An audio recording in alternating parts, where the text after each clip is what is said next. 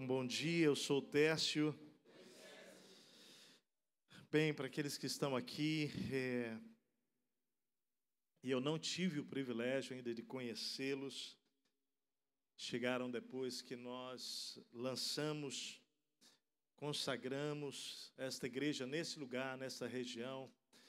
Queria rapidamente dizer que é um prazer para nós estarmos juntos aqui. Eu sirvo ao Senhor nesta igreja Monte Serra, com a Martinha, minha esposa. A propósito, um beijo da Martinha para vocês. Martinha hoje não veio, porque a Radassa está no Enem, ficou dando a cobertura para ela. Queria muito estar aqui conosco, mas eu vim com a Laila, né, com a nossa primogênita, e é um prazer para nós podermos viver esse tempo juntos aqui como igreja.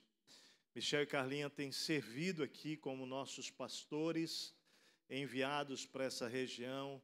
Eles, com a família, junto com uma equipe, têm sido instrumentos de Deus aqui. E para nós é muito precioso poder ver o que o Pai está fazendo aqui nesse tempo, nesse lugar, nessa região, por meio da vida de cada um de vocês. Dentro desse processo da igreja em movimento, da igreja em expansão, e o Vitor muito bem nos conduziu aqui no momento da igreja em movimento, nós estamos dando este passo de fé, onde nós contamos com a fidelidade de todos vocês nos dízimos em relação a esta igreja, nossa Igreja Batista Monte Serra, Vale dos Sinos, sendo fiel ao Senhor naquilo que Deus tem dado para os desafios da igreja local aqui. Mas contamos com todos vocês para essa grande unidade em relação à conquista, de fato, daquele lugar que será para nós a base de expansão, de multiplicação. O aeroporto se encontrará dentro daquela base, mas é importante colocar isso, aquela base, naquele terreno que está sendo comprado, não será do aeroporto, será a base geral da Igreja Batista Monte Serra. Então, isso é importante vocês todos saberem e entenderem. Mas nós estamos felizes porque, à medida que Deus tem dado essa visão de expansão e multiplicação, nós também temos entendido que Deus continuará fazendo isso nos locais dos nossos campos, como, por exemplo, aqui em Vale dos Sinos. Então, eu queria comunicar também, oficialmente hoje para os irmãos, que essa semana, senhor Michel, Marcelo e o movimento todo de olhar para a expansão nesse lugar, nos permitiu realmente apertar as mãos, do proprietário desse prédio que está aqui atrás dessa parede aqui, e dizer que amanhã eu assino, esse lugar aqui, para a glória de Deus. Então, isso é motivo de louvor e adoração ao Senhor, porque esse é o pensamento, de que Deus ele vai se movimentando em cada uma dessas regiões, e aquilo que Deus está fazendo, ele vai realmente multiplicar de maneira exponencial em cada um dos campos. Então, ore por isso. Amanhã pela manhã, eu só não fiz isso sexta-feira por causa do tal do Gov, gente. O Gov me atrapalhou. Senão já era para estar assinado o contrato, Então, amanhã, gente, a gente assina o contrato desse prédio, a parte aqui de baixo, e isso vai ser uma bênção, porque nós vamos poder realmente multiplicar-nos aqui, tornando esse lugar, essa base aqui, ela continua, essa que já estamos, mas nós então ganhamos um espaço para celebração que vai nos permitir ampliar e alcançar mais e mais vidas para a glória de Deus. Amém? Queridos, eu queria ler 2 versículos antes de entrar no texto que nós vamos meditar hoje. E o conceito da nossa conversa hoje vai ser muito precioso, porque hoje nós vamos falar sobre a incoerência de Deus versus o óbvio do homem.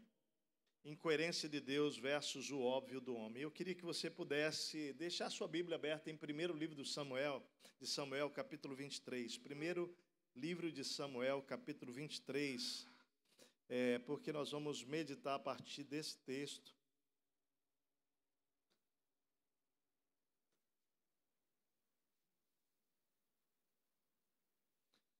Primeiro livro de Samuel 23, capítulo 23, capítulo 24, 25, nós vamos navegar por aí.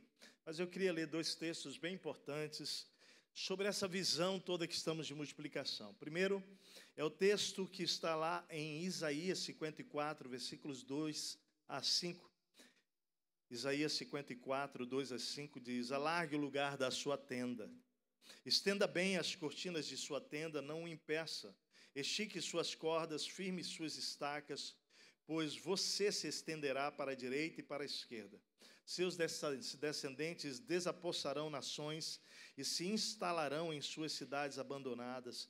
Não tenha medo. Você não sofrerá vergonha. Não tema o constrangimento, você não será humilhada, pois o seu Criador é o seu marido.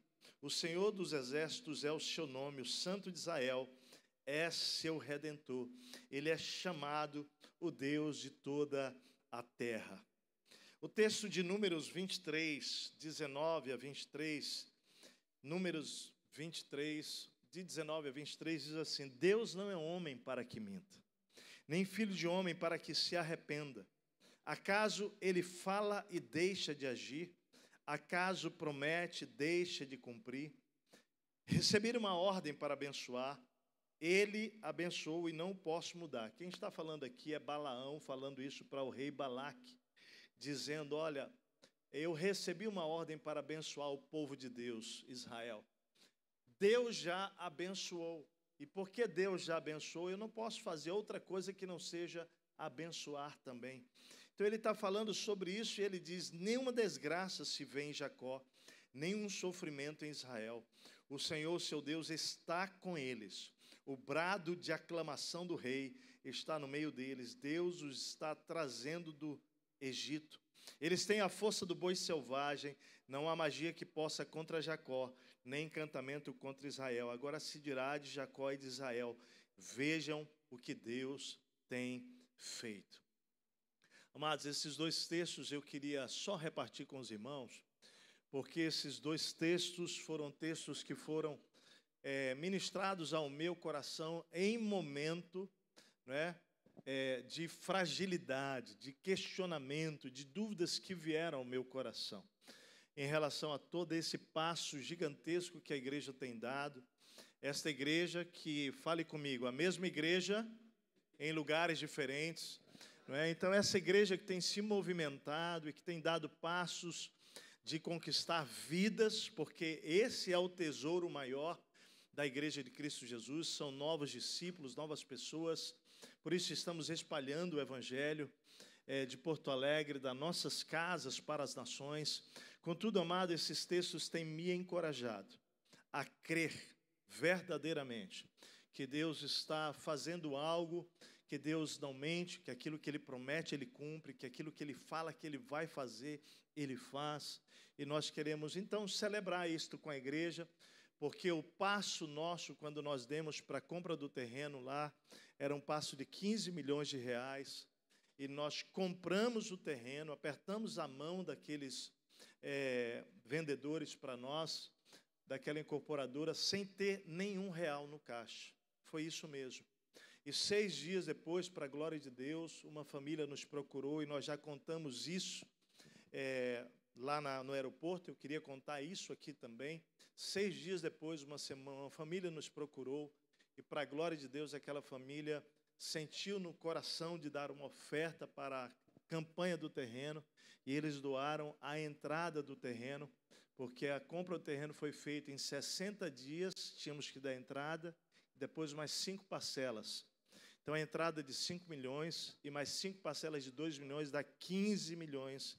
E essa família deu 5 milhões de reais de oferta para a compra do terreno, a nossa entrada. Você louva ao Senhor, celebre, não pelo dinheiro, mas isso é uma conquista que está ligado àquilo que Deus tem em visão. Mas, queridos, há 3 semanas mais ou menos, uma outra família nos procurou, e nós, então, tivemos também a alegria, gratidão a Deus, daquela família dizer que Deus colocou no coração deles, de eles darem uma das 5 parcelas.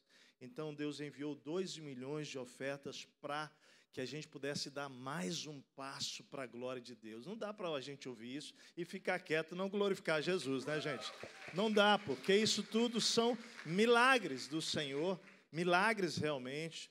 Essa família que doou os 2 milhões, queridos, eles tinham recém-construído um apartamento lá em Gramado, mobiliado, a melhor mobília possível com arquitetos de Gramados. E Deus falou, pega o apartamento agora, esse apartamento é 1,5 milhão, eles entregaram por 1.400.000 para a igreja e mais 600 mil reais. E é um milagre, a gente sabe que essas coisas não acontecem se não for Deus se movendo. Então, nós queríamos dizer que, junto com isso, você já deve saber que também foram doados 2 carros e mais algumas ofertas. E, queridos, nós, então, lançamos a campanha terça-feira para os homens, da semana passada, e domingo para o aeroporto, né? E olhando já para a campanha toda, foi lançado lá, foi lançado aqui, foi lançado em Gravataí, foi lançado lá em Igrejinha. E preste atenção, nós estamos começando a campanha, então, para alcançar não 15 milhões, para alcançar 7.800.000. Então, o desafio que Deus está nos dando é de 7.800.000. E aí tem uma curiosidade que eu não posso deixar de dizer para os irmãos. Quando foi vendido o prédio da Igreja Batista Monte Serra, lá na rua Silva Jardim 785, no bairro Monte Serra, esse prédio foi vendido 7 anos atrás. Você quer saber por quanto? Por 7.200.000. E de lá para cá, Deus foi nos orientando a administrar os 7.200.000 para a expansão da igreja. Não é? Tanto lá para o hangar jovem, o hangar 72, quanto também para o próprio prédio que nós tínhamos ali no aeroporto, 1.500 metros quadrados, podemos reformar para 5.000 metros quadrados. Depois os investimentos que foram acontecendo nos campos. Cada vez que a gente tinha que lançar a mão dos 7.200.000, alguma parte, a gente orava e o Senhor falava conosco, porque vinha medo, né? Vinha medo no coração, dizer, Deus, e vai faltar para amanhã, para algum desafio? E Deus falava conosco sobre o maná. Não sei quantos aqui conhecem essa história na Bíblia, mas Deus repreendeu severamente o povo dele quando estava no deserto e queria guardar o que Deus proveu para hoje com medo de faltar amanhã. E Deus repreendia. E essa era a voz de Deus para nós sempre, não é? O questionamento de Deus que vinha era, por acaso eu sou um Deus limitado para não socorrer vocês amanhã também, quando precisarem? E, queridos, eu quero dizer que Deus selou essa palavra para nós durante todos esses 7 anos, quando a gente foi tomando, emprestamos 1,5 milhão para o Colégio Batista no tempo da pandemia. Então, todo esse processo zerou 7.200.000 e zerou 7.200.000 no final do ano passado, com toda a questão dos campos. Então, queridos, agora nós tínhamos que levantar 15 milhões e não é brincadeira, não é coincidência, eu preciso dizer isso para a igreja. Isso chama, fala comigo, incoerência de Deus. É uma espécie de incoerência de Deus, né? Como é que Deus fez tudo isso e agora que a gente tem que recomeçar? Deus, então, faz o seguinte, eu tenho um desafio de 15 milhões, mas antes de nós lançarmos a campanha oficial para a igreja da expansão, que foi, então, semana passada, Deus já havia reposto o nosso caixa com 7.200.000. Alguém tem dúvida de que Deus está querendo falar alguma coisa conosco aqui? Você pode louvar a Deus por isso, porque isso para nós é muito sério o que está acontecendo. É muito sério o que está acontecendo. E esses são sinais que estão nos dando coragem para avançar, não é? De uma maneira assim, gente, aos olhos humanos é uma loucura. Né? Inclusive, essa semana passada, quando a gente estava na decisão de alugar aqui ou não, é importante os irmãos saberem, né? Debaixo de muita oração, de uma reunião de 2 horas, o Senhor deu passo para nós claramente. Eu disse, olha, é a hora, é o momento. Eu estou fazendo tudo ao mesmo tempo. Então, queridos, é muito importante que os irmãos compreendam esse movimento espiritual aqui no aeroporto, aqui no Vale dos Sinos, e compreendam muito a importância de todos nós colocarmos as mãos nas cordas e dizermos: Deus, eu me uno à tua história, aquilo que o Senhor está fazendo na história desta igreja nesse tempo, porque esse é o nosso privilégio, né? Eu disse naquele vídeo que a gente precisa honrar gerações passadas, né? Porque a igreja vai fazer 90 anos no ano que vem. E ao longo da história de 90 anos da Monte Serra, esta igreja passou por desafios que eram absurdos. Eu sentei com o Egon Greenberg, que é um dos homens da história desta igreja, ele tem 80 anos, e quando aquela igreja decidiu construir o último prédio lá no bairro Monte Serra ainda, eles eram menos de 40 pessoas, eles eram 36 pessoas. O auditório era um auditório que era para 230 pessoas, ou melhor, o auditório que eles queriam construir era para 230 pessoas, mas eles eram menos de 40 pessoas. E, na verdade, o prédio que eles construíram foi um prédio de 4 andares. Quando Deus deu a visão para eles, nasceu uma música. Essa música, inclusive, nós vamos como igreja voltar, resgatar essa música, que diz: dá-me visão e coragem, Senhor. Visão e coragem para te obedecer. Ou seja, nós temos que lembrar que estamos aqui por causa da história de homens e mulheres que no passado receberam desafios maiores que eles, incoerentes aos olhos humanos, né? Eu chamo isso da incoerência de Deus, nós vamos falar sobre isso hoje de manhã. Mas eles foram fiéis a Deus e obedientes. E agora é a nossa hora, amém? Agora é o nosso privilégio, agora é o seu momento e o meu, de nos unirmos a Deus na história desta igreja, nesse tempo, e podermos deixar um legado de fidelidade e de obediência ao Senhor. Amém? Deixa eu orar mais uma vez e nós vamos ler o texto de 1 Samuel 23 juntos aqui. Pai amado, obrigado por essa manhã preciosa e agora que vamos meditar na Tua Palavra, que Teu Espírito Santo nos ensine sobre este conceito tão importante e profundo. Ó Deus, em que nós somos encorajados a andar em obediência ao Senhor diante das ordens que parecem uma incoerência. Mas, ao mesmo tempo, Deus, quando nós confiamos que vem do Senhor e nós nos movemos, nós passamos por cima daquilo que, de fato, muitas vezes nos atrapalha de obedecer, que é aquilo que é óbvio, aquilo que é, ó Deus, mais seguro para nós. Por isso, Espírito de Deus, eu peço que nessa manhã aqui, esse tempo que o Senhor já tem nos ministrado, seja completado pela Tua Palavra, de maneira que a gente saia daqui hoje encorajado pelo Senhor, desafiado ao Senhor, a obedecer e confiar ao Senhor e no Senhor em todas as circunstâncias, para o louvor da Tua glória, sabendo que nunca, nunca aqueles que confiam no Senhor ficarão decepcionados. Em nome de Jesus, amém. Amém. Diga isso comigo: os que confiam no Senhor nunca ficarão decepcionados.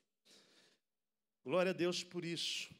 Bem, esse texto que vamos meditar hoje aqui faz parte do contexto da história da perseguição de Saul, rei Saul, a Davi. Eu queria convidar você a meditar sobre esse tema, incoerência de Deus versus o óbvio do homem, mas eu quero começar definindo, à luz do dicionário da língua portuguesa, as duas palavras-chave do nosso tema hoje. Incoerência, qualidade de incoerente. Então, o incoerente é o adjetivo que significa contraditório, ilógico, desconexo. Eu acho que eu tenho essas definições aí, vocês podem passar, a galera que está com a gente no PPT ali, vai aparecer essa definição de incoerência ali, ó. Qualidade de incoerente. Incoerente, então, adjetivo que quer dizer contraditório, ilógico, desconexo. Amados, todos nós aqui vamos tomar decisões na vida com base no que é óbvio. E o óbvio é aquilo que é evidente, aquilo que é claro, aquilo que é manifesto, aquilo que é perceptível. notório, que muitas vezes, inclusive, nós nem sequer oramos, porque a gente olha e diz assim, ó, é óbvio que é isso que Deus quer que eu faça, e você faz. E nesse movimento pelo óbvio, nem sempre você está debaixo da direção de Deus, nem sempre. Agora veja bem, ouça o que eu vou dizer. Deus se move pelo que é notório, evidente, óbvio? Claro que sim. Claro que sim. É claro que Deus age pelo que é óbvio. Então, não é uma mensagem para questionar o óbvio hoje aqui. É uma mensagem para te levar a uma reflexão de que a vida de um discípulo de Jesus, ela não pode ser movida apenas no campo do óbvio. Mas ela precisa também passar pela experiência daquilo que é a incoerência, e quero chamar esse termo hoje, entre aspas, incoerência de Deus. É aquilo que Deus fala conosco, aquilo que Deus orienta a gente a fazer, e a gente olha e a gente acha um absurdo. E a gente ouve aquela voz, a gente diz, não, mas isso é loucura. E a gente percebe que aquilo é muito além do que o natural. Você vai precisar de uma experiência transcendente para viver. E é nesse campo que nós vamos navegar nessa manhã, olhando para as Escrituras e percebendo pela palavra de Deus, que Deus se move, na maioria das vezes, pela manifestação daquilo que transcende ao óbvio aos meus olhos, aquilo que é natural. E eu creio que essa é uma das maiores dificuldades do ser humano, é entender a forma como Deus age, discernir a vontade de Deus, compreender os caminhos que Ele traça para a nossa história de vida. Essa vontade divina, em comparação àquilo que nós pensamos, aquilo que nós consideramos ou imaginamos como o óbvio, torna-se muitas vezes absolutamente incoerente para nós seres humanos. E como seres racionais que nós somos, pensamos, Deus nos deu uma capacidade de refletir, nós podemos avaliar as circunstâncias e situações da vida. Muitas vezes, diante da ordem de Deus, nós questionamos aquilo que Deus está falando. Questionamos. Eu me lembro quando Deus confirmou no meu coração o casamento com a Martinha. Nós nos movemos para uma conversa nessa direção. E quando nós começamos a considerar, claro, eu fiz reuniões com alguns casais recém-casados, como vocês aqui, né? Para saber qual era o custo da vida a dois, naquele primeiro ano de casamento, segundo ano de casamento. Então, eu fui fazendo orçamento, né? Para eu saber o que eu precisava para casar. E aí, Caio, foi interessante, porque era mais ou menos 1.200 que eu precisava para eu casar, mas eu ganhava 300 pila. E eu fui pedir a Martinha em casamento para o pai dela, ganhando 300 pila. E quando o pai da Martinha, que é uma mistura de russo com ucraniano, o pai é russo, a mãe é ucraniana, gente, eu fui encarar o homem. Quando eu fui encarar meu sogro, a primeira pergunta que ele fez para mim foi assim, ô Técio, quanto você ganha? Eu olhei para ele e falei assim, eu ganho 300 reais, seu Anatoly. Olha o nome dele, Anatoly. Bem russo, né? Campeão mundial de xadrez, Anatoly Karpov, né? Aí eu falei assim, Anatoly, eu ganho 300 reais. Ele olhou bem nos meus olhos. Falei, como é que você tem coragem de vir na minha casa, olhar nos meus olhos, pedir a minha filha, você conhece a Marta? Você sabe a vida que a Marta teve? A Martinha nunca teve vida de luxo, nada disso, mas ela foi uma classe média, né? E eu falei assim, olha, não teve nada que a Martinha não tenha querido que ela não tenha tido. Como é que você vai dar uma vida para ela? Aí, moças que estão aqui, olha como vocês são importantes. Martinha no seminário se preparando, chamada para o ministério pastoral, o sonho da Martinha era ir para a África. A Martinha entrou bem nessa hora, mas bem nessa hora ela me salvou. Ela entrou e falou, pai, mas que papo é esse, papai? Ô pai, você sabe, Eu não estou preocupado com nenhuma dessas coisas, embora eu tenha muita gratidão a Deus pela minha família, por tudo que você e mamãe fizeram por mim. Você sabe, ela honrou o pai e a mãe. Mas eu quero mesmo ir para a África, morar numa aldeia africana, pai. Então, deixa eu falar, pai. Se preocupa com isso, não. Pai, eu quero casar com ele. Aí pronto, aí foi aquela festa, né? Porque nós estávamos diante de uma incoerência, uma loucura, um pedido de casamento muito incoerente, ilógico. Mas nós tínhamos certeza que Deus estava naquilo.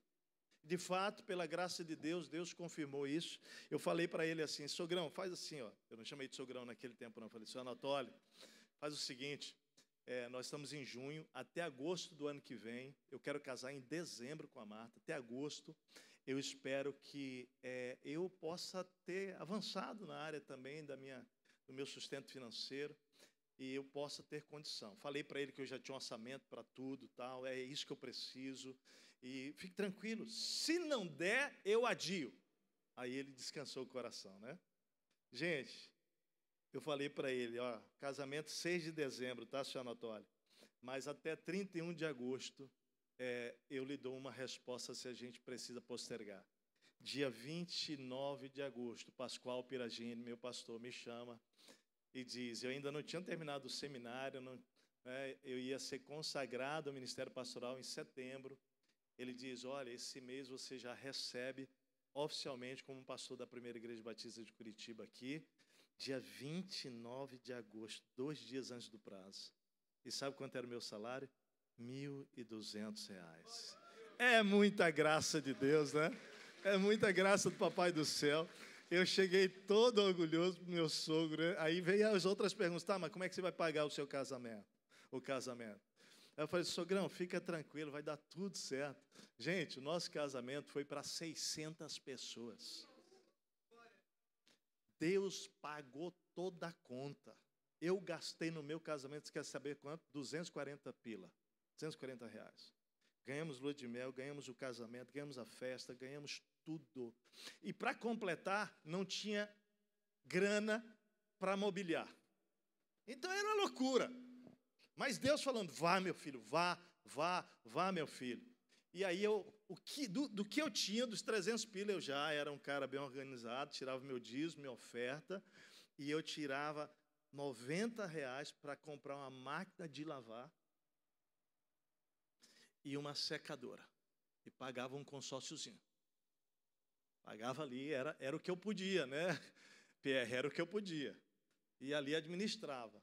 Gente, chegou após essa data, agosto, uma família me procura, uma senhora, na verdade, jovem senhora, ela tinha 30 anos, pouco tempo de divórcio, 2 anos de divórcio, e ela procurou a gente e disse assim, olha, meu marido me abandonou, contou toda uma história, muito triste, inclusive, e ele já casou novamente, e eu não quero nem ter memórias dessa história mais, infelizmente.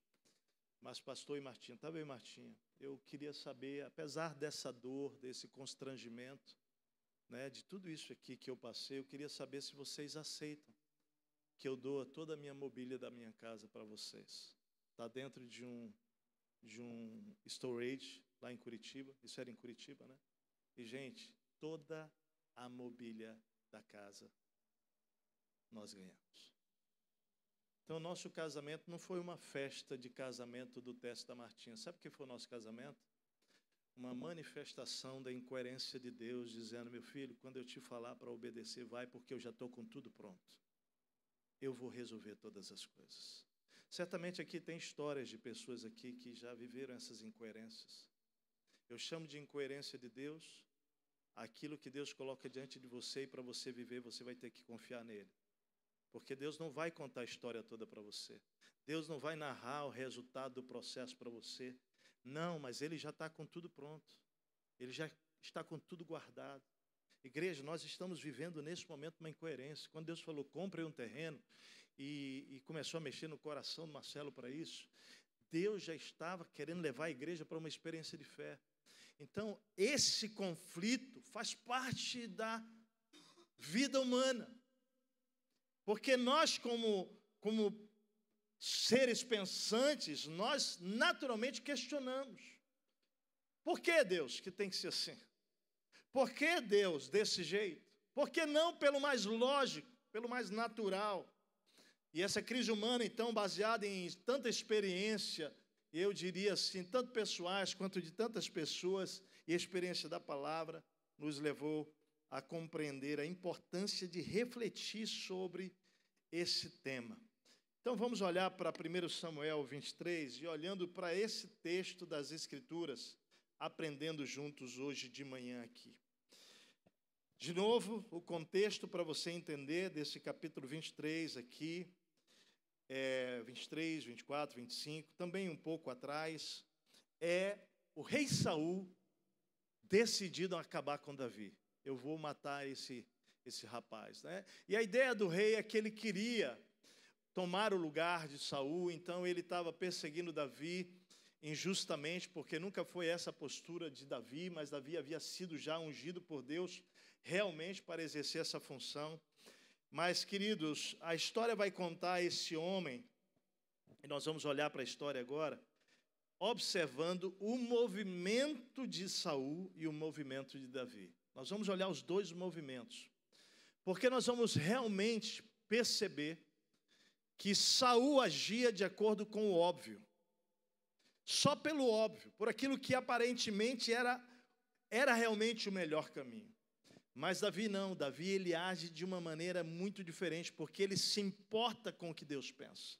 Ele quer saber qual é a direção de Deus, e por mais absurda que em alguns momentos foram as direções do Senhor para Davi, ele obedeceu, ele exerceu aquilo. Então, olha só, 1 Samuel 23 começa dizendo: quando disseram a Davi que os filisteus estavam atacando a cidade de Keila e saqueando as eiras, ele perguntou ao Senhor: devo atacar esses filisteus?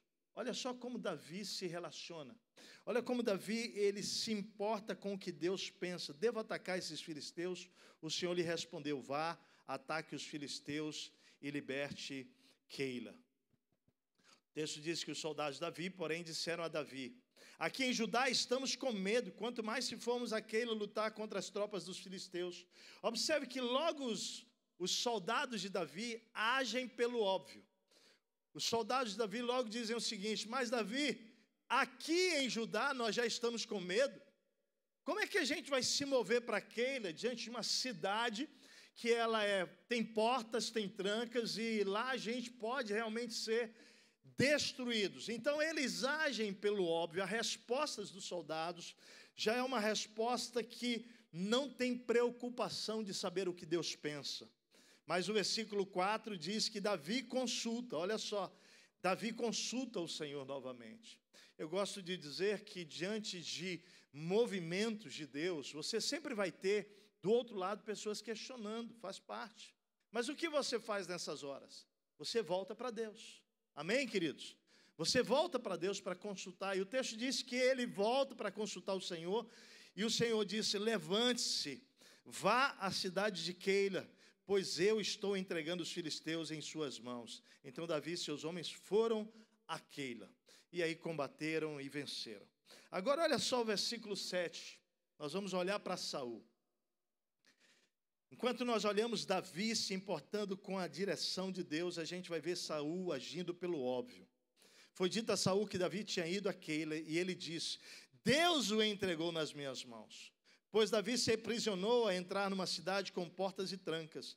E Saul convocou todo o seu exército para a batalha, para irem a Keila e cercarem Davi e os homens que o seguiam. Observe que o rei Saul, quando fica sabendo que Davi ia a Keila, e como essa cidade era uma cidade cercada por portas, por trancas, ele imediatamente diz: o Senhor entregou Davi nas minhas mãos.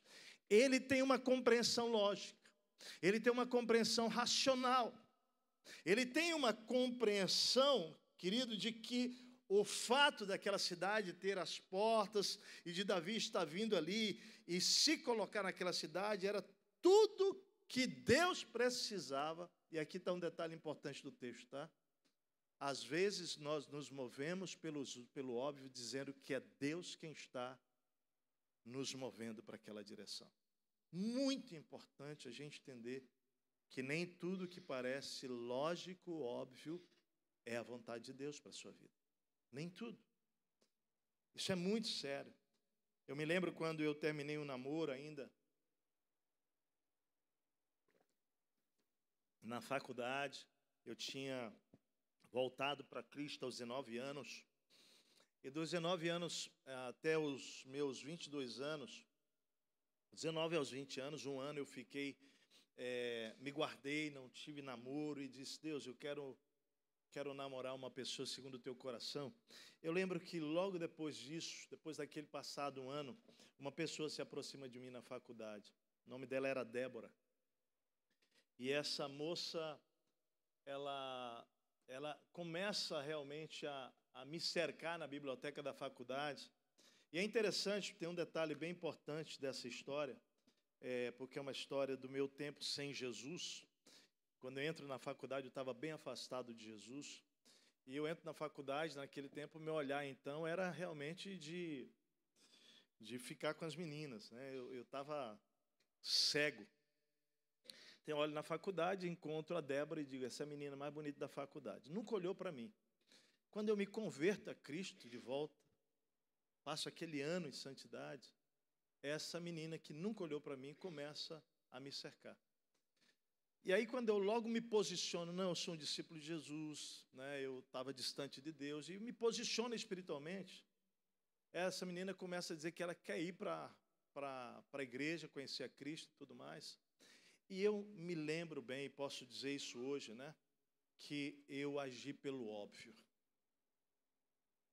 Eu acolhi aquela menina, não no namoro ainda, comecei a levar para a igreja, e aí ela manifestou um sentimento de que tivesse realmente querido Jesus, e ali nós começamos a conversar e começamos a namorar. Mas a gente vai olhando para a história e vai percebendo como às vezes você se move apenas pelo óbvio, sem buscar a direção de Deus. Porque eu não perguntei para Deus. Eu achei que aquilo que estava acontecendo naturalmente significaria que era Deus. Mas, queridos, comecei a namorar com ela e tive 6 meses de namoro. Graças a Deus santo, consagrado, puro, espiritualmente falando, fisicamente falando. Mas, depois de 6 meses, essa menina, no intervalo da faculdade, ela pede para conversar comigo, mais reservado. E eu entro no carro do papai, estava no carro do meu pai naquele dia, e a gente começa a conversar. E dentro do carro do meu pai, então, aquela menina me segura e diz assim, por favor, me leva para um motel, eu preciso ter relação sexual com você.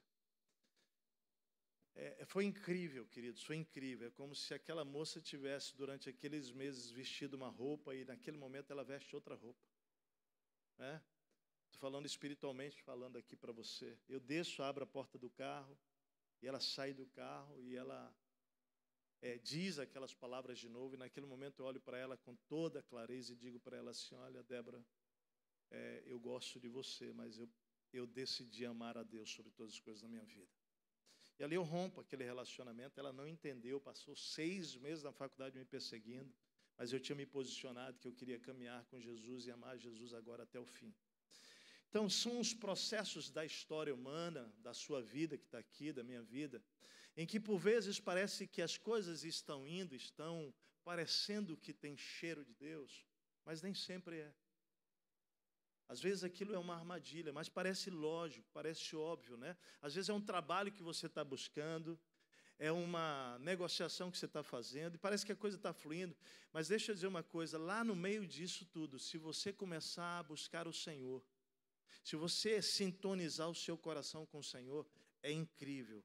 O Senhor, Ele dá um sinal, só um sinal para dizer, não segue nessa negociação. Não segue, eu não estou nisso. As coisas até parecem que vêm dEle, mas o Senhor para você. Então, eu quero te dizer assim, nem tudo que parece óbvio, como também nem tudo que parece ser incoerência de Deus, pode ser loucura humana, pode ser loucura da nossa cabeça. O que é que fará com que eu possa discernir? É o meu temor a Deus. É o meu coração sintonizado com o Senhor. É isso que fará. O texto vai mostrando, se você medita, olha só, essa é a compreensão de Saul. Deus me entregou Davi nas minhas mãos. Aí o versículo 9 diz: quando Davi soube que Saul tramava atacá-lo, disse a Abiatar: traga o colete sacerdotal.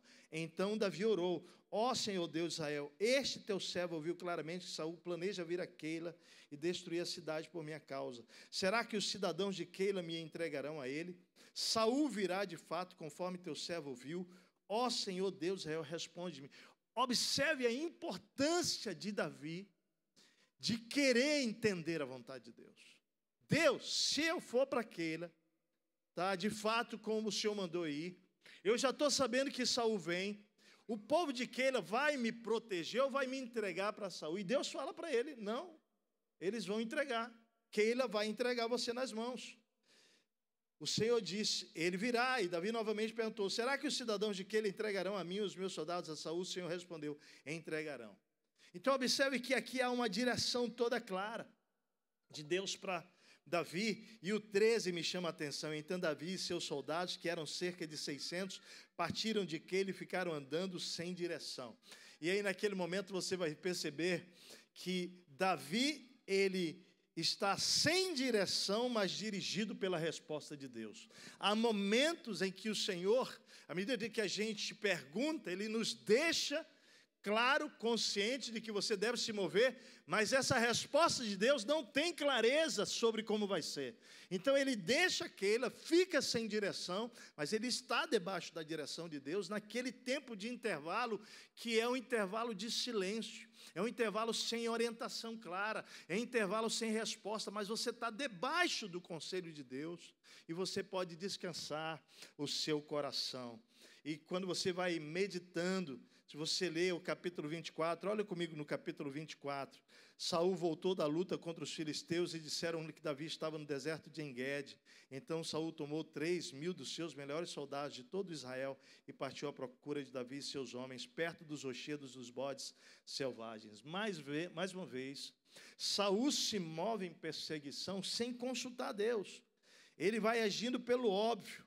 E aí, de novo, você percebe algo muito interessante aqui, porque nessa corrida atrás de Davi, ele vai parar numa caverna. Olha só, o rei entra numa caverna para fazer as necessidades dele. E quando ele entra na caverna para fazer as necessidades, a Bíblia diz que Davi está dentro daquela caverna com os seus soldados lá no fundo da caverna. Então, o texto diz assim, olha, versículo 3, 1 Samuel 24. Ele foi aos currais de ovelha, ele quem, tá? Está falando de Saul, que ficavam junto ao caminho. Havia ali uma caverna e Saul entrou nela para fazer suas necessidades. Davi e seus soldados estavam bem no fundo da caverna. E aí os soldados disseram para Davi: esse é o dia sobre o qual o Senhor lhe falou. Entregarei nas suas mãos o seu inimigo para que você faça com ele o que quiser. Aqui a história conta o momento em que os soldados de Davi, mais uma vez, agem pelo óbvio, né? Quando Davi está lá no fundo da caverna com os soldados e vem Saul entrando, o rei entrando para fazer suas necessidades, gente, o óbvio o que é? Para qualquer pessoa, o óbvio seria o quê? Claro, Deus resolveu o assunto de Davi. O cara está sendo perseguido por um rei e o rei agora está diante dele de costas. Acaba com ele, Davi. Os soldados falam: Davi, chegou a hora. O óbvio era isso. A Bíblia diz que Davi se aproxima e corta uma parte do manto do rei por trás. Mas na hora que ele faz isso, a Bíblia diz que o coração dele lhe pesa, porque ele não podia tocar no ungido do Senhor. Saul sai daquela caverna e o rei então sai. Mas à medida que o rei Saul sai, Davi sai e chama o rei. A atenção do rei. Quando o rei então olha para Davi, Davi começa a contar para o rei que ele tinha tido toda a chance para poder destruir a vida dele, mas optou poupá-la. E mostra o pedaço do manto para o rei, de maneira que o rei então se impressiona, preste atenção, o rei se impressiona com a fidelidade de Davi para com ele, mesmo ele sendo o homem disposto a matá-lo, a destruir a vida de Davi. Agora, pergunto a você, estamos diante de um outro fato ou não de incoerência? Mais um fato. Mas por quê? Porque Davi é um homem que anda segundo a direção de Deus, ele não matou aquele homem, aquele rei. Ou seja, a história de Davi, a história de Saul, ela é marcada por duas posturas.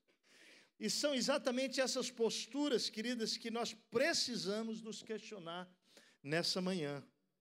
Davi sempre consultava a Deus e, na maioria das vezes, as respostas de Deus pareciam-lhe absurdas, incoerentes. De novo, entre aspas, incoerente, apenas para o homem, né? Mas a Bíblia diz que Davi seguia segundo essas ordens e colhia o fruto dessas incoerências divinas. Mas Saul andava de acordo com o óbvio, não consultando a Deus, e isso apenas afastava Saul dos projetos e planos de Deus. A pergunta, então, hoje de manhã, para nós, é a seguinte: você tem vivido a sua vida de acordo com o óbvio, sem consultar a Deus? Ou, como Davi, você tem buscado a Deus e agido de acordo com as aparentes incoerências de Deus, confiando simplesmente no seu poder? A verdade é que a Bíblia, preste atenção, ela nos inspira a vivermos na incoerência de Deus. Eu gostaria de pegar você pelas mãos agora, né? E nós juntos aqui darmos as mãos ao Senhor, para que a gente pudesse observar nas Escrituras, rapidamente, como Deus age de maneira aparentemente, realmente incoerente. Observe comigo as histórias da Bíblia. Eu quero lembrar algumas situações nessa manhã. Primeira situação, Golias, um gigante enfrentando a nação de Israel. Essa era a situação. O que é o óbvio do homem? O óbvio do homem é apenas um homem valente, grande do tamanho de Golias, capaz de vencê-lo, treinado em guerra, um homem com experiência pode enfrentar Golias e vencê-lo. Esse é o óbvio do homem, certo? Mas qual é a incoerência de Deus? Que Deus escolhe um jovem, Deus escolhe um menino que era um homem de guerra. Provavelmente, naquele tempo, Davi teria, dizem os historiadores, próximo a 17 anos de idade. Pega esse menino jovem que estava no campo protegendo as ovelhas do pai. Sim, nunca tinha usado uma armadura de guerra, como de fato foi tentar usar e não coube nele, mas ele sabia usar uma funda. Mas a mais absurda história, incoerente aos nossos olhos, é que o resultado dessa incoerência de Deus é que Deus revela que o seu poder está acima de toda e qualquer experiência, capacidade humana. Davi vence aquele gigante sem armadura, sem espada, usando uma pedrinha e uma funda. Segunda situação, Deus manda o povo de Israel conquistar Jericó, destruir as muralhas que eram imponentes, resistentes, gigantescas. Como é que eles fariam isso? Como seria possível? Bom, o óbvio humano para lidar com essa situação é, olha, para entrar nós vamos ter que ter um arsenal de bombas para destruir dinamites para poder acessar os muros. A incoerência de Deus qual é? Deus manda eles darem volta em torno de Jericó, uma volta por 6 dias, cada dia uma volta, e no 7º dia 7 voltas, e depois tocarem as trombetas e gritarem, e as muralhas cairiam. O que Deus está revelando? Deus revela que o seu poder está acima de toda e qualquer estrutura ou estratégia humana. Loucura aos olhos humanos, sim, mas tudo era um plano de Deus revelar o seu poder. Terceira situação. O povo teria que sair do Egito para ir para a terra prometida. Êxodo 13, 17 e 18. O óbvio do homem. Vão pelo caminho que levará 15 dias, é o caminho mais fácil e ágil. Qual a incoerência de Deus? Deus escolhe o caminho mais distante, que de cara tinha um obstáculo intransponível, o Mar Vermelho. Qual é o resultado disso? Deus revela que o seu poder está acima de todo e qualquer poder da natureza. Ele abre o Mar Vermelho, como já a primeira experiência da nação de Israel, revelando que Deus estava com eles. Quarta situação. A galera que está indo para a faculdade, sai na boa, vão em paz. Vão que nós estamos aqui orando por vocês, tá? Nossas mãos enviadas, viu? Laila vai junto, né, Laila? Então, Laila, já sai junto com a galera aí. Vai com Deus, filha. Deus abençoe vocês, queridos, viu? Amém. Quarta situação. Mais de 2 milhões de pessoas, olha só, caminhando 40 anos pelo deserto. Êxodo 13, 20 a 22, Deuteronômio 29, 3 a 6. Qual é o óbvio do homem? Eles vão morrer, não tem jeito. Vão morrer de calor, vão morrer de frio, ou de fome, ou de sede, ou de cansaço. É inevitável. Qual é a incoerência de Deus? Deus vai guiar aquele povo por 40 anos pelo deserto, tirando água da rocha. A Bíblia diz que não faltou água para eles em nenhum momento. Enviando o maná, o alimento para cada dia deles. À noite guiando-os com uma coluna de fogo. De dia, protegendo-os no calor do deserto, com uma coluna de nuvem acima deles. A Bíblia afirma que nem sequer as sandálias deles se envelheceram e nenhuma das suas vestes se rasgaram. Deuteronômio 29. Os que não entraram na terra morreram por causa da desobediência, que embora tenham visto todos os milagres, murmuraram e não creram para possuir a terra. Qual é o resultado dessa incoerência de Deus? Deus revela que o seu poder contraria o tempo, é capaz de prover toda a necessidade humana de fome, sede, frio, calor, proteção, abrigo, vestuário, usando a forma que ele quiser. Quinta situação, a escolha de um rei para Israel. 1 Samuel 16, de 6 a 13. O óbvio do homem. Bom, Samuel vai na casa de Jessé, sob a orientação de Deus. Quando chega lá, ele vê Eliabe, um homem bonito, alto, forte, guerreiro. Então Samuel pensa pelo óbvio, é claro que é ele, mas a incoerência divina fala para Samuel, não, Samuel, manda chamar o filho mais novo, que é pastor de ovelha e está no campo. Deus escolhe Davi para ser o rei de Israel, sem experiência alguma de guerra.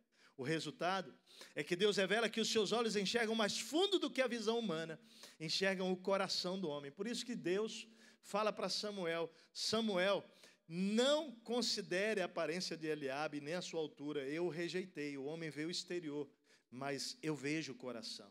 Deus escolhe o pastor de ovelhas para reinar sobre o seu povo. Sexta situação, olha só, a ordem de um chefe, de uma autoridade, o rei Nabucodonosor, para que todos adorassem a imagem que ele mandou fazer dele, de 27 metros de altura, 2,70 metros de largura, senão adorasse, se não se prostrasse, perderia a função, o cargo, e ainda seria lançado numa fornalha de fogo. Daniel capítulo 3. O óbvio do homem é, bom, se você é um discípulo de Jesus e está lá, imagina que está lá Sadraque, Mesaque e Abdinego, que não eram seguidores, né, de outro Deus, mas apenas do Deus de Israel, eles decidem não se dobrar diante daquela estátua. Então, o pensamento óbvio seria o quê? Imagina os 3 amigos ali, discípulos de Jesus, falando, cara, vamos ajoelhar rapidinho aqui, pelo menos a gente mantém a nossa função, o nosso cargo, e isso aí vai passar, vai passar. E quantos de nós, para que a gente mantenha a nossa função em algum lugar, nós agimos dessa maneira? Mas a incoerência de Deus é que um homem de Deus, uma mulher de Deus, eles estão prontos, e olha só o que eles fizeram. Eles não negociaram seus valores. Eles não abriram mão da fidelidade deles a Deus. Ao contrário, eles se posicionaram e então eles foram lançados na fornalha de fogo para morrer. Sadraque, Mesaque e Abdinego, administradores da província da Babilônia, não se dobram diante do falso Deus. Resultado, Daniel 3:27. A Bíblia diz que eles não se queimaram, nem cheiro de fogo foi sentido neles. Incoerência de Deus, gente. Incoerência. Ao contrário, eles foram testemunhas do poder do Deus vivo, porque a Bíblia diz que entrou um quarto homem com eles ali, né? E o rei olhou e começou a observar que tinha um quarto homem dentro daquele lugar, daquela fornalha. Era o próprio Senhor, querido. E a Bíblia diz que o rei manda tirar aqueles homens de lá. E eles saem nessa condição. E a Bíblia diz que eles ainda foram promovidos. Deus revela que quando permanecemos fiéis a Ele, Ele nos defende na perseguição, mesmo quando não temos como escapar. Sétima situação, a promessa do Messias que viria para libertar o povo de Israel. O óbvio do homem, bom, ele virá como político poderoso, nascerá no palácio, será de uma família nobre com influência e entrará em Jerusalém montado num cavalo puro sangue, não sei se árabe, mas tinha que ser o cavalo. Mas não, querido, a incoerência de Deus é que o Messias vem, mas ele vem de uma ascendência simples. Nasce numa manjedoura, numa estribaria, entra na cidade santa montado num jumento, como se diz no Nordeste, num jegue. Vive mais fora do templo do que dentro, passa mais tempo com os pecadores e pessoas doentes e discriminadas pela sociedade do que com os líderes religiosos e cultos, escribas e fariseus, totalmente distante do óbvio para o povo de Israel até hoje, que estão esperando o Messias. Qual é o resultado? Deus marca, a história de redenção, dividindo a história humana entre esperança e desespero, céu, inferno, vida e morte. Queridos, são tantas, presta atenção, tantas aparentes histórias incoerentes na Bíblia. Vamos lembrar de mais algumas? Você lembra a construção de uma arca por 120 anos para a salvação e continuidade de um projeto de redenção divino?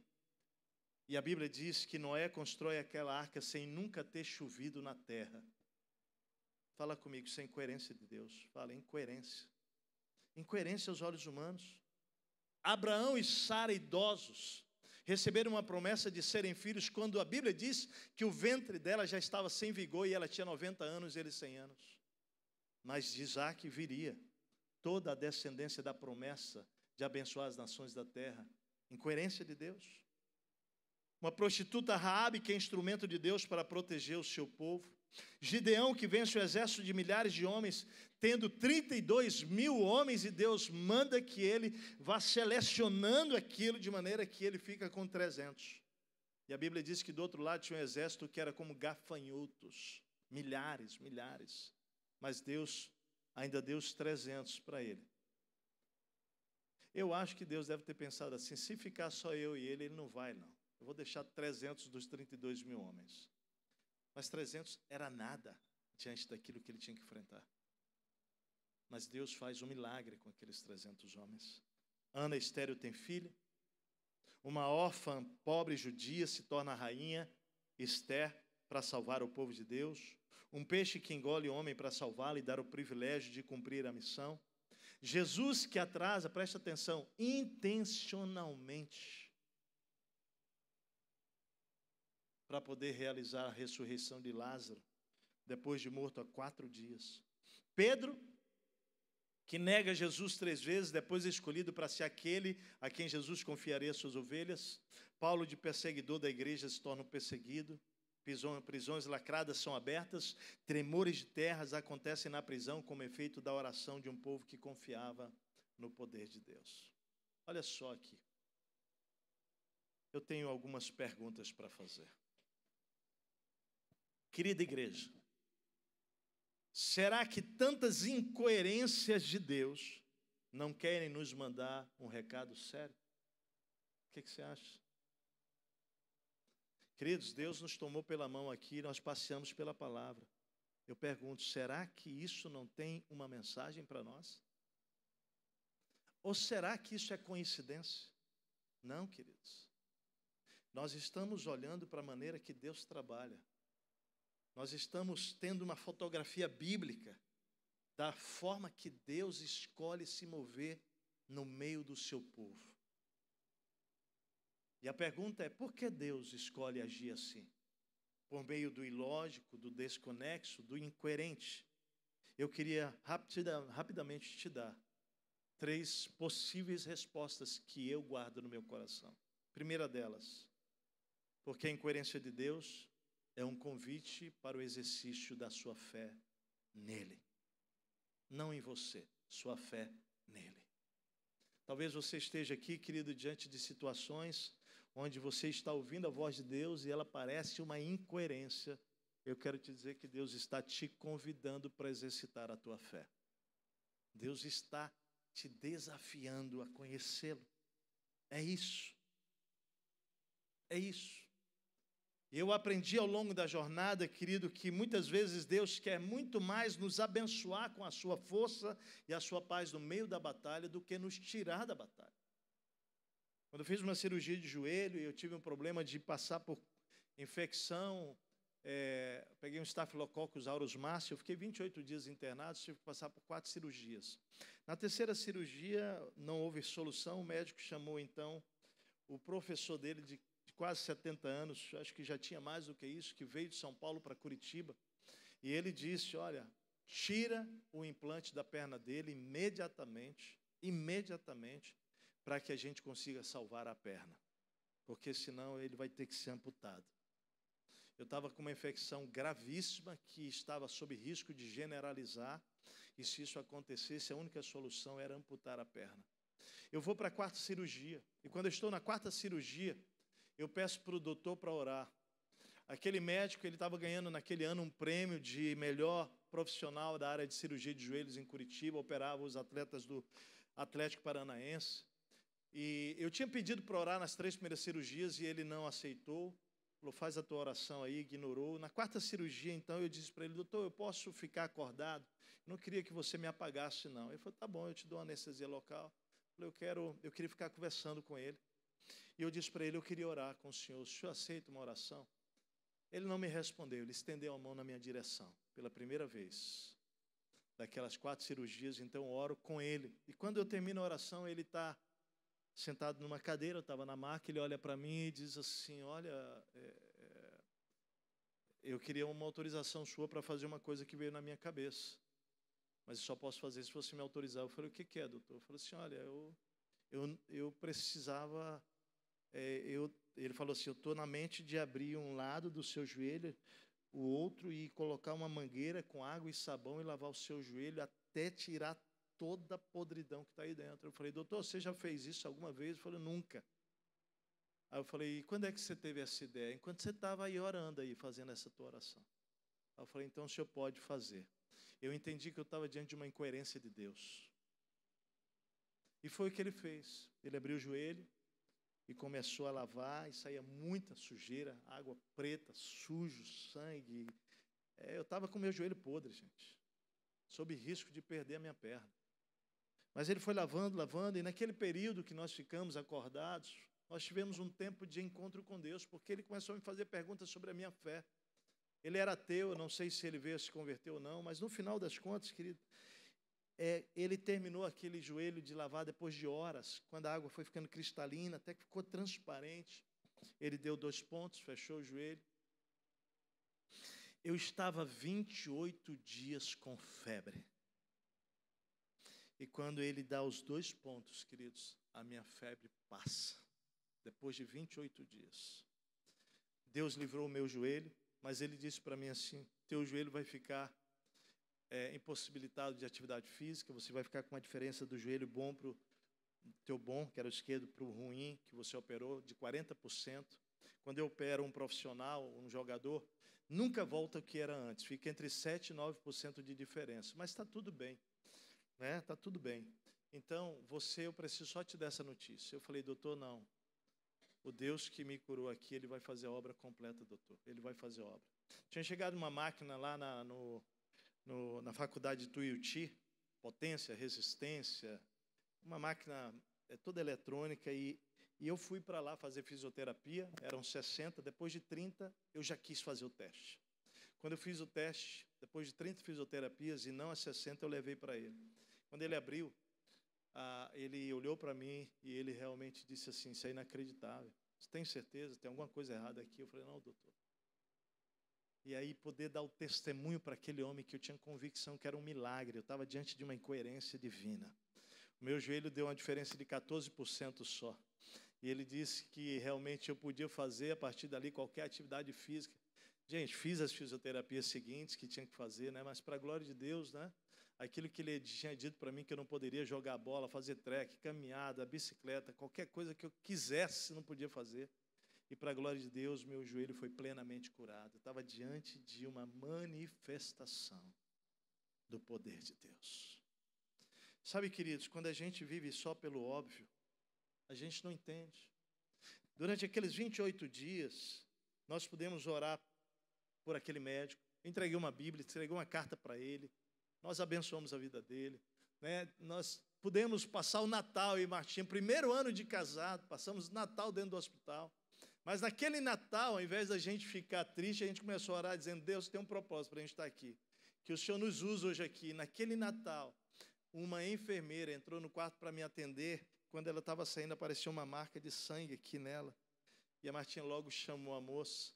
E ela era casada, mas o marido estava abusando.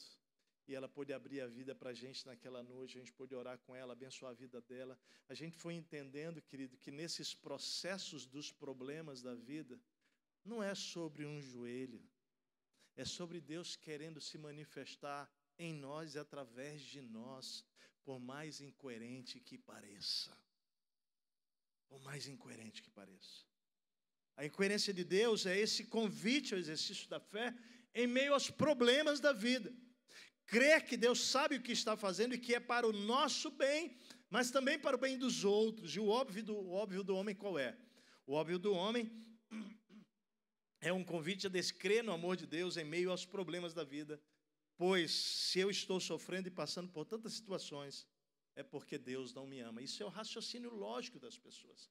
Óbvio, quando uma situação ela passa por uma vez, duas vezes. Gente, cada operação, eu tinha expectativa do meu joelho, ele ficou preto, tá? Dele ficar bom. Cada operação daquelas que foi acontecendo, eu esperava a febre passar. E o óbvio é dizer assim: Deus, onde você está?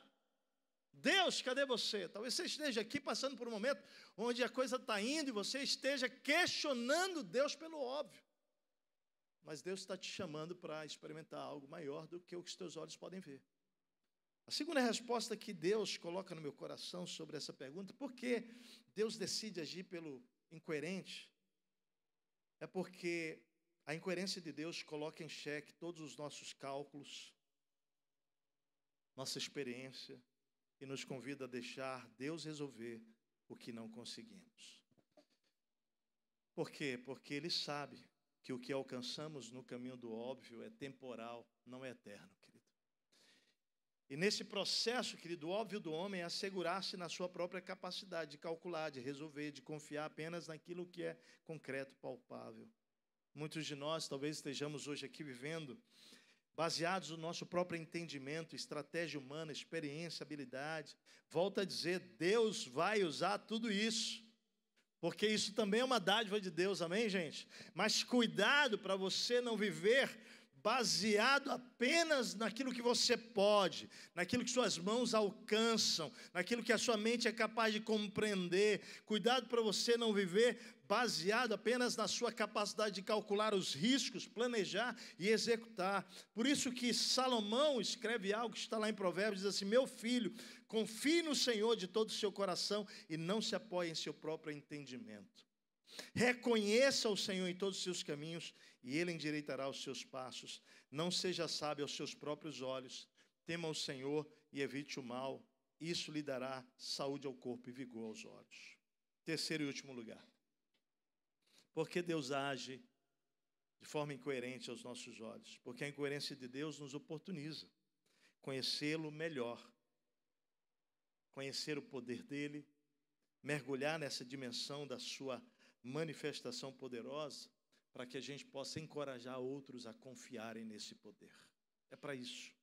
E o óbvio do homem, no máximo, querido, nos convida a crer no que é possível. Ou seja, isso não é fé, porque fé é crer no que é invisível. No que é invisível, naquilo que não chegou ainda. Eu quero te convidar, querido, a entender que nessa manhã aqui, o que Deus está convidando você e a mim é a entrar na história de Deus e dizer: Senhor, eu quero dar as mãos para aquilo que aos meus olhos até hoje pareceu loucura. Eu não sei como é que você chegou aqui hoje, mas o texto de 1ª carta aos Coríntios, 2ª carta aos Coríntios, capítulo 1, vai falar sobre isso. Ele vai falar que Ele nos coloca nas situações mais adversas para Ele vir nos visitar. Diz assim: louvado seja o Deus e Pai do nosso Senhor Jesus Cristo, o Pai bondoso, o Deus de quem todos recebem ajuda. Ele nos auxilia em todas as nossas aflições para podermos ajudar os que têm as mesmas aflições que nós temos. Ou seja, olha só, cada circunstância da tua história e da minha pode ajudar outras pessoas a confiarem no poder de Deus, se você aceitar o caminho da incoerência de Deus aos seus olhos. Ele diz isso: se sofremos é para que vocês recebam ajuda e salvação. Se somos ajudados, então vocês também são e recebem forças para suportar com paciência os mesmos sofrimentos que nós suportamos. Eu quero concluir. Eu quero concluir com uma pergunta. Em que dimensão você quer viver? Como Saul? Vivendo apenas pelo óbvio, sem consultar a Deus, e naturalmente como Saul, se distanciando do projeto divino? Ou você quer viver como Davi, consultando Deus, vivendo de acordo com as respostas de Deus, por mais que elas lhe pareçam incoerentes? Por mais que lhe pareça absurda. Eu me lembro de um casal que chegou na Monte Serra muitos anos atrás, e eles chegaram separados. Eles haviam se divorciado 9 anos antes. E naquela jornada do divórcio, os filhos se machucaram, tanta coisa aconteceu. Cada um deles tentou reconstruir a história deles. E naquela tentativa de reconstrução, eles perceberam que estavam machucados e machucaram aqueles novos parceiros. Finalmente, então, um deles buscou ao Senhor e chegou na nossa igreja. Se converteu a Cristo. E ao se converter a Cristo, o Espírito Santo começou a dizer para ele: procura a tua ex-mulher, procura. Mas já tinha passado 9 anos, 9 anos. Mas ele ouviu a voz do Espírito. Por mais louco que aquilo parecesse, ele entrou em contato com ela. E, queridos, aquela mulher tinha acabado de sair de uma situação também de tentativa de um relacionamento, e ela aceitou conversar com ele. E foi muito precioso, porque a conversa dele com ela não foi sobre eles voltarem. Deus deu uma sabedoria para ele. A conversa dele foi para que ela pudesse vir com ele onde ele estava conhecendo Deus. Então ela começou a frequentar os cultos e ela se converteu a Cristo. E sabe, esses processos são tão lindos, tão extraordinários. Porque eu fico pensando, se aquele homem, após se converter e o Espírito ter falado com ele, liga para ela, convida ela para conhecer o Deus que você conheceu, ele não tivesse obedecido, ele não teria colhido o final dessa história que eu vou contar para vocês. Ela vem a Cristo, ela se converte, e à medida que eles começam a caminhar na direção de Jesus, eu queria que você imaginasse agora um triângulo, tá? Aqui em cima está Deus, e aqui embaixo está no ponto A ele, e no ponto B está ela. Eles estão distantes. Eles estão distantes há 90 anos, ou há 9 anos, era o caso deles. Estão distantes. Ele aqui e ela aqui. Mas à medida que ele se aproxima de Deus, e à medida que ela se aproxima de Deus, acontece um milagre. Os dois se aproximam. Os dois se aproximam de Deus. À medida que eles se aproximam de Deus, eles vão conhecer algo chamado perdão. Eles vão chamar algo chamado graça. Eles vão conhecer algo chamado graça. Eles vão conhecer algo chamado restauração. E nesse processo, Deus faz algo extraordinariamente poderoso. Eu tive o privilégio de casá-los novamente. Depois de 9 anos separados. Eles estão casados até hoje. É muito lindo ver o que Deus fez na história daquele casal. Mas quando a gente ouve essas histórias, a gente fica pensando, parece loucura. E eu gosto de olhar para essas loucuras e dizer assim, isso tem uma assinatura embaixo. Deus assina. Aos meus olhos é incoerente. Mas para Deus não, para Deus é soberania, é amor, é graça, é poder, é restauração. Isso é o que Deus pode fazer. Eu quero dizer para você que o que o Senhor está falando com você nessa manhã aqui é que há um conflito entre a fé, porque a fé é crer naquilo que não se vê. Há um conflito entre a fé e a visão. A fé é crer em algo que Deus está dizendo e que você não viu ainda. E a visão é aquilo que está diante de você e diz assim: não, isso nunca vai acontecer. Só que Deus está dizendo: mas eu quero que você siga aqui. Mas você olha para cá e você vê outra coisa. Isso te leva a um conflito entre a incoerência de Deus e o óbvio do homem. Mas eu acho que basta, né? Se você seguir lendo a Bíblia, você vai ler muito mais histórias de incoerências de Deus. Eu acho que elas estão mandando recado para nós. Tem dois caminhos. Um óbvio, Deus se move nele, se move. Mas Deus tem um jeito de se mover que não cabe na sua mente, nem na minha. Mas que quando Ele te convidar, dá a mão para Ele e vai. Porque nenhum de nós aqui será decepcionado. Feche os seus olhos. Eu quero orar com pessoas que nessa manhã querem ter um encontro com esse Jesus, com esse Deus poderoso. Você está aqui, talvez seja a primeira vez ou as primeiras vezes que você esteja frequentando uma igreja, ouvindo sobre Deus, sobre a história de Deus.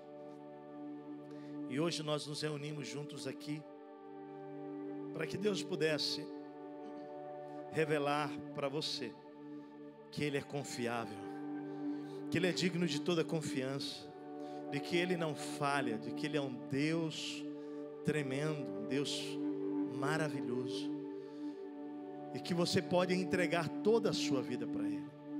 Talvez você esteja dizendo: pastor, eu quero isso, como eu faço? Me sinto tão distante dele. A Bíblia diz que é pelo seu arrependimento e pela sua fé em Jesus que você se une a Ele. Então você precisa hoje dizer: Deus, eu me arrependo dos meus pecados. Eu me arrependo dos meus pecados. Eu peço perdão ao Senhor. E a Bíblia diz que esse Deus de amor perdoará você. Porque onde há muito pecado, a Bíblia diz que há muito mais graça de Deus. E Ele vai derramar essa graça sobre a sua vida nessa manhã. Então você deseja hoje ter um encontro com Ele, você pode dizer: Deus, eu quero colocar a minha fé em Ti. Eu quero te convidar a fazer essa oração comigo. Eu vou te conduzir nessa oração. Se você deseja entregar a sua vida a Jesus, faz essa oração. Repete onde você está. Diga com fé. Diga: Deus, obrigado por não desistir da minha vida. Diga isso: Deus, obrigado. Obrigado pelo Teu amor por mim.